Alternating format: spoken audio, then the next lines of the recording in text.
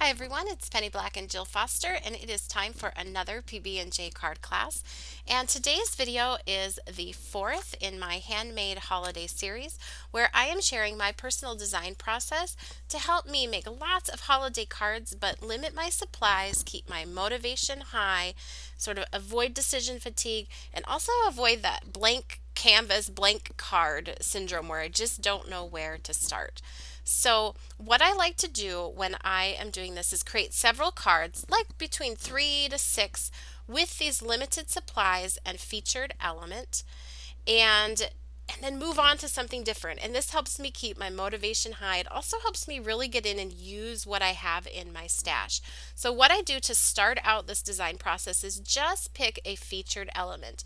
And so the featured element that I've chosen now is to make some cutesy cards. So I have made a lot of, in my previous videos in this series, scenic cards, die cutting, quick and easy cards. They were all pretty elegant, and I'm ready for something different. So I'm going to go cutesy, and I'm going to gather limited supplies that suit just this featured element of cutesy. So I have a photo box like I've shown in other videos before, and these are the cutesy or sort of charming images that I've grabbed. These are penny black stamps, and you can see some masks that I have on top of those. I just store them right on top. Then I'm also going to grab a couple of scenic stamps that I can use with those cutesy elements, so sort of as a background for them. I've also grabbed Penny Black's Background Basics stencil set. I wanted to show you everything that comes in just this one set. These are 5x7 size stencils. And then you also get all of the interior elements that you can use as well. Then, still within that same Background Basics stencil set, you get these 4¼ by 5½ inch size stencils, and again, all of the interior elements that go inside of those stencils. So I am using this stencil set so much. I've also grabbed Canson 140-pound watercolor paper. I've had several people ask to see the outside or the cover of the paper that I'm using, so I'm just showing you that there. And I have all of these elements just inside my box. So I've limited my supplies, and now I'm going to do batch or assembly line style as much as possible to create these cards with this featured element in mind. So to start off with, I am just going to do all of my stamping. So I'm stamping on that Canson 140-pound watercolor paper. I went ahead and stamped my teddy bears, and now I had a mask cut for those from Eclipse masking paper, and I'm going to stamp this background element. This comes in that same set, the Christmas Comfort set. And I'm just going to stamp that down and remove the mask, and I have my scene. I stamped that bear, and then I am going to just do a mask for him and grab that scenic stamp. So I find with these bears it's really fun to sort of create a little bit of a scene, but I'm focusing on that cutesy element, which for me, after having made a lot of more elegant or scenic cards, it's fun to and motivating to have something different that I'm working with. So I've masked that off, and I'm going to go ahead and stamp those birch trees. And I love peeling up the mask and seeing that scene start coming to life. Now I'm going to do all of my painting. I'm using Distress Ink Reinkers used as watercolors. You can see them there on my palette. I've got a paper towel and a cup of water, and I am going to begin painting. So I have all of those stamped, and now at any time I can sit down and just enjoy the painting process. Now if you want to know any of the exact colors that I'm using or ink colors, all of that is listed for you in the YouTube description box below. I have also linked up for you a video that gives you a lot more detail about my watercoloring process using these Distress Ink Reinkers as watercolors. It even has some like real-time painting in it. So if you want more detail about that, that video is linked for you down below. And what I'm doing now is I'm just painting. What I typically do is I pick up the color from the palette, and I'm going to put that where I want it to be the darkest. That's that concentrated color from my palette, putting it where I want it to be the darkest. I take my paintbrush, I rinse it off in the water, pat it dry on that paper towel, and then go back and blend out that darker color using that fairly dry paintbrush. Then I can always go back and drop in that darker, more concentrated color if I want to darken things up.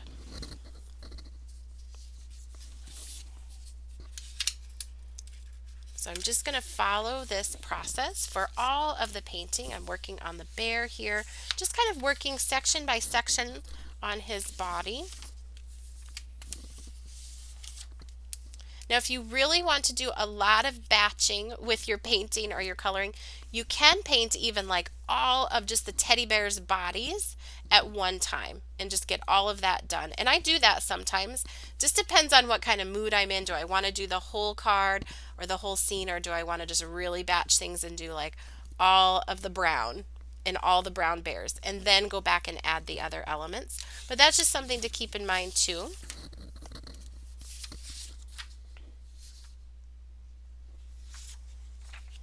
And I'm just going back here and adding more shadows. Now I stamped these bears in gray flannel Memento ink, and I love that that is not quite as stark as like a black outline. You certainly could do them with a black outline, but I just feel like it's a little bit softer, but it's not so much of a no line look that you have to be quite as careful with your shading. You can still easily see the illustration and the image as well. You can see I added some rosy color to his cheeks, and then I used my heat tool just to speed up the drying process before I moved on to his nose because I didn't want that to blend or bleed out. I will move on to his hat here.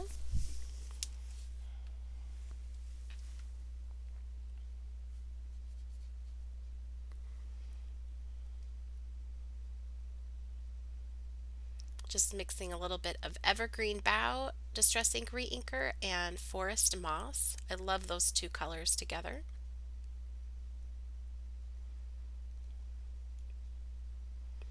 And then I will go ahead and paint the presents.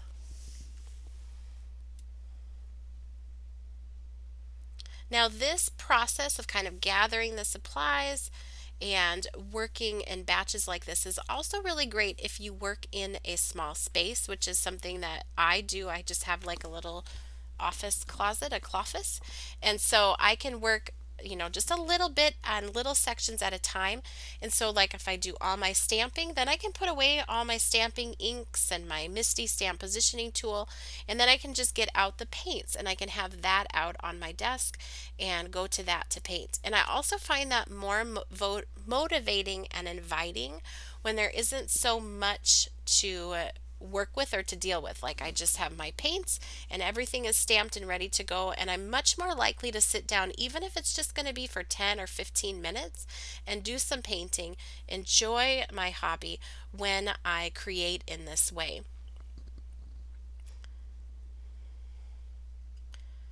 Also, like I mentioned before, kind of vacillating between different styles of cards, different featured elements, for me is also very motivating.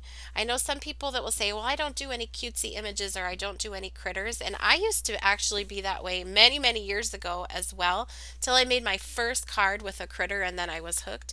But what I do find is I like that sort of relief of switching to something a little bit different, maybe something that's out of your comfort zone. So if you mostly make critter cards, maybe for you that's doing some more elegant cards or some scenic cards. But just having that piece that's out of your comfort zone for me is actually very motivating, especially if I break it down into this process. So the process is what I'm used to, but I'm switching up what elements I put into my box at the beginning. Now you can see this image has lots of really great detail right within the illustration, so you really don't need to do lots of any kind of fancy shading as you paint this image in. If you look at like those boxes, those presents, they're pretty much just one solid color. Even the sled is like that as well. So if you're new to painting, just know that the illustration will do the work for you. You don't have to stress too much about that.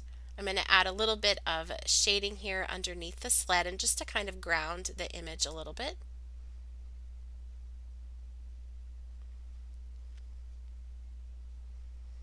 And then I will move on and just show you another one that I am painting in. I think she is so, so sweet. This is the Snow Bouquet stamp, and I love the size of this. So these are all standard size cards, 4¼ by 5½ inches, but I think she just makes such a unique image for, definitely you could use this for a winter birthday or a winter thinking of you card. If you're doing it for the holidays, I think it's fun for if you're giving it to somebody younger, like a young lady. It just is something you can really personalize. And again, for me, just something charming, something different, really keeps me motivated to keep going in there and making cards and enjoying my hobby. So what I've done is I've just painted right over those snowflakes, and then here I'm just picking up that concentrated Distress Ink Reinker from my palette and just painting really quickly over those sort of vines and berries. And because that color is so concentrated, it just goes right over that light gray. And I'll keep playing around with these snowflakes. I'm going to add a little bit darker color towards the center.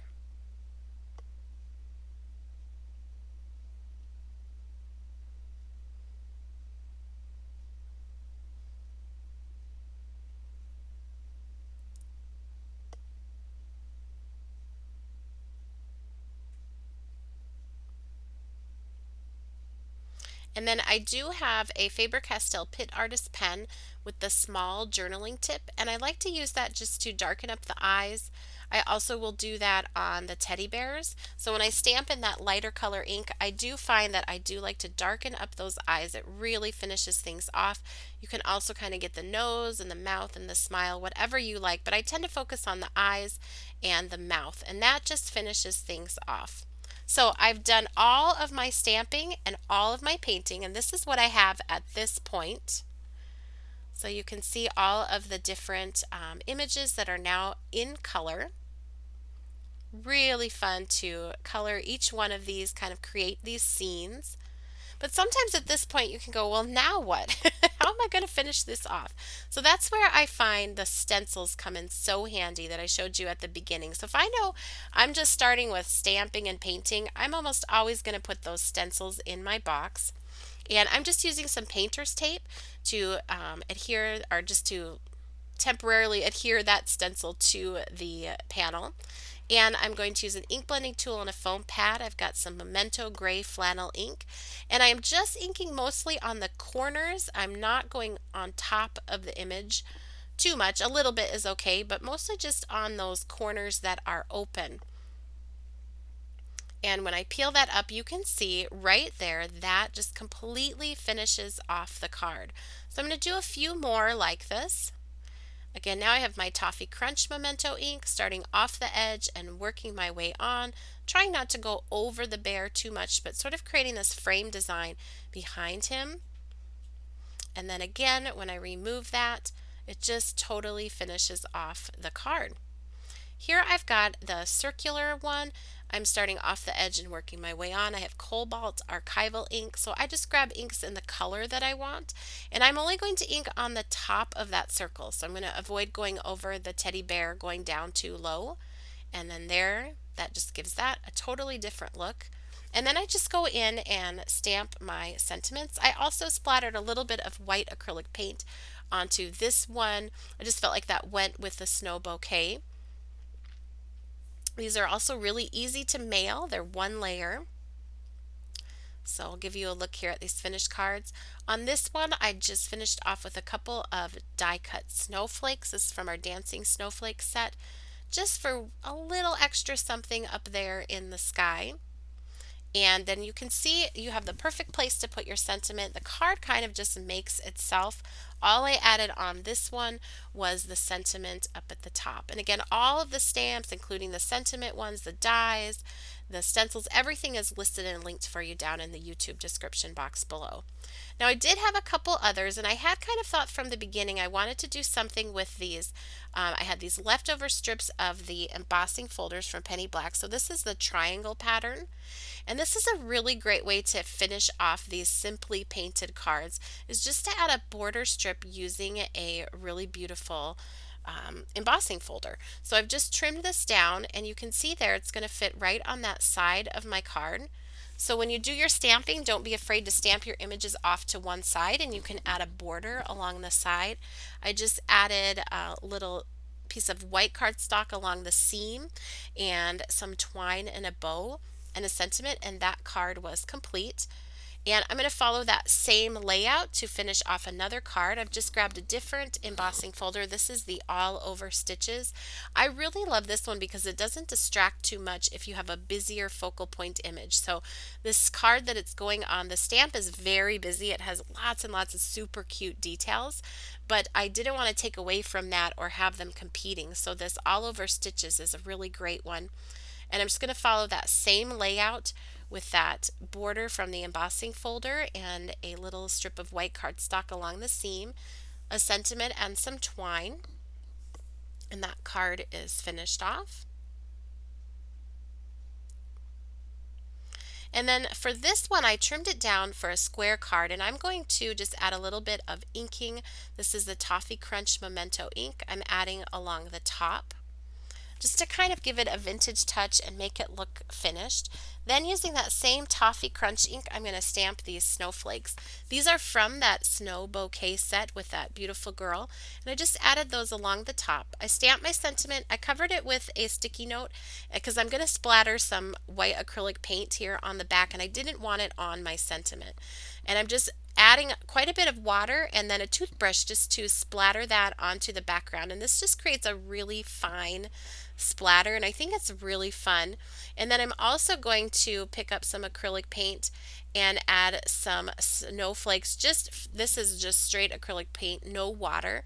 And at the end you'll see that fine splattering that's watered down, very subtle in the background, and then these more in the foreground. And I think it just creates such a perfect winter scene for those bears sort of cuddling on their bench. And then all I did was add this with an embossing folder in the background. This is our Blizzard embossing folder. Really pretty detailed snowflakes on that. And then that card is complete. So these are just lots of different ways you can take those painted images and finish them off into a card that you're happy with the completed look.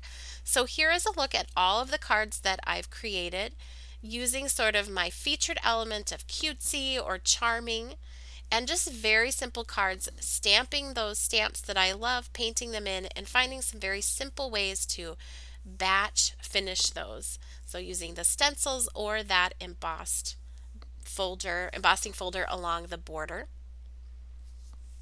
I hope you've enjoyed this video and that you're finding this design process inspiring for yourself as well. I'd love to know of these cards, which is your favorite, and leave a comment down for me down in the YouTube comment section. I love reading your comments. They're so encouraging and I appreciate each and every one. And so now I'm ready to clean out that box, put those elements away, and move on to my next featured element. So I'll see you with that in the next video. And if you enjoyed this video, be sure to subscribe and give it a thumbs up. And you can also connect with Penny Black on Facebook, Pinterest, Twitter, as well as Instagram, website, and blog. Everything's linked for you down below. Happy stamping!